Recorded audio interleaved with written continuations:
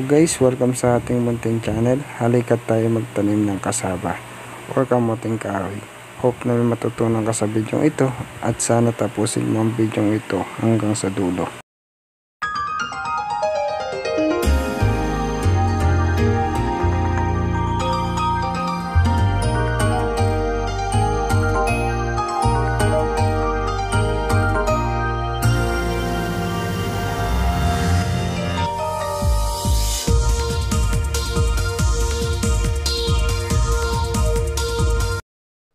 Hello guys, welcome sa ating munting channel. Halika tayo magtanim ng kasaba or kamuting kahoy. So guys, kung nakikita nyo yung ating kamuting kahoy or kasaba is nakababad siya ng 4 days dito sa ating ating vermicasti or tsaan ng tae ng bulate. Vermicasti.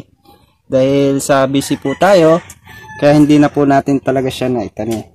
Kung nakikita nyo guys, sa pagbabad natin dito sa ating vermicasti is na-propagate na po siya at nagkaroon na ng dahon. At nagkakaroon na rin po siya ng mga puti-puti na yan. Yan po yung inaano natin na ugat. Guys, likat magtanim na tayo. Nandito na tayo sa ideal natin pagtataniman ng kamuting kahoy or kasaba. Medyo ma-down to at maganda yung composition ng lupa niya. So guys, paano po magtanim ng kamote or kasaba? Yan guys. So guys, kadalasan sa pagtatanim ng kamote guys is tinutusok lang nila ng paganto yung kamote. So guys, ang gagawin natin guys is bubungkalin muna natin yung lupang pagtataniman nito. Guys, no? So, ikat pagpungkal na tayo. And guys, nabungkal na natin yung pagtatanim natin ng kamote or kasaba. So guys, ba't natin binungkal to ng ganito kalaking hukay? So guys, kaya natin binungkal to ng ganito kalaking hukay at hindi maliit na hukay yung ginamit natin is para mapabilis yung pagpapabunga natin ng kamote or kasaba. Dahil kung maliit yung hukay na ating hukayin or maliit na espasyo lang o kasya lang yung ating tatanim na kamote or kasaba is mahirapan siyang magpabunga ng agad ng mas mabilis. Kaya ganito yung hinukay natin para bumughag yung lupa at makapagpabunga siya na naman ng marami. So guys, tanim na natin siya. Nakikita nyo guys is may ugat na yung ating kamote or kasaba dahil sa ating matabang lupang vermicast. Yan.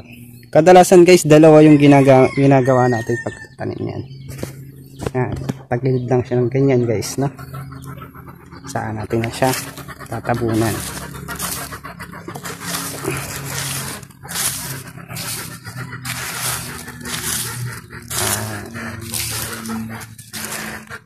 Tagin nyo guys, tatandaan guys sa pagtatanim ng kasaba or kamote, laging tagilid o nakalihis lagi yung may pamahiin kasi sila dito guys.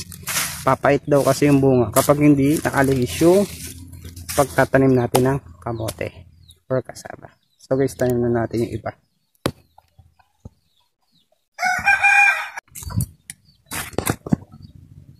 Yan guys, kung nakikita nyo guys is naitanim na natin yung ating mga kasaba o yung ating kamuting kahoy. Yeah. So guys, mag-iwan lang ako ng tatlong palatandaan sa inyo guys, no? Ang itinatanim sa kamuting kahoy or kasaba is yung kanyang puno o puno ng kamote. Balik titilawin nyo lang siya ng mga siguro mga limang buds. Kahit 5 buds guys is tutubo na siya.